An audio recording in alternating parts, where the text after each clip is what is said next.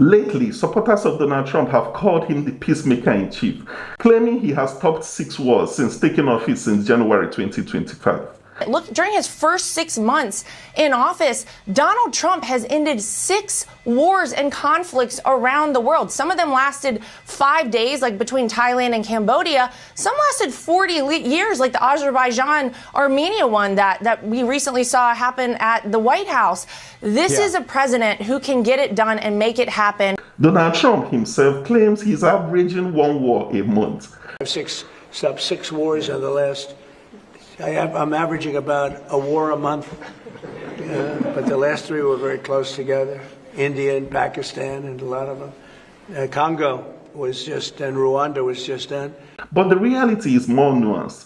Trump isn't ending wars. He's pressuring countries into temporary ceasefires. Wars typically end through settlements, concessions, or agreements. Real peace involves addressing the issues that caused the conflict in the first place, so both sides can reach a lasting resolution. Peace treaties, accords, and negotiations are about resolving the underlying disputes. Trump's approach is very different.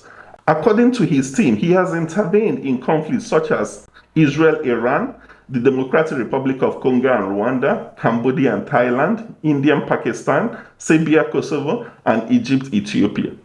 The White House claims Trump leveraged America's military might and superior consumer market to pressure leaders into cooling hostilities.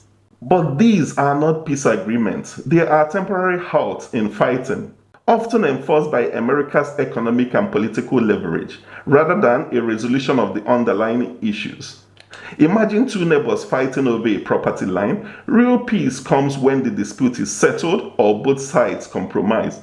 Trump's method is more like threatening to cut off the water supply to force a pause. The fight stops for a moment, but the cause remains unresolved.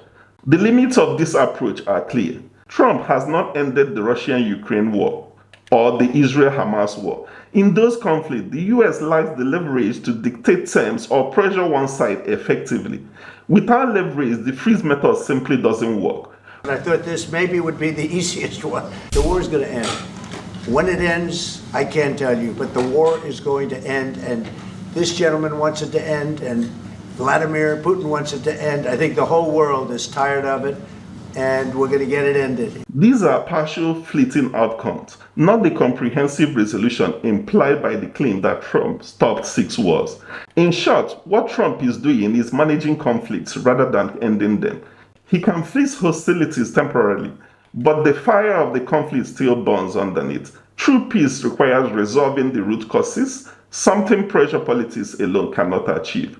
Trump's peacemaker image may make headlines, but the substance is different. Temporary ceasefires, frozen conflicts, and ongoing disputes that can flare up again. That's not stopping wars, that's putting a lid on them.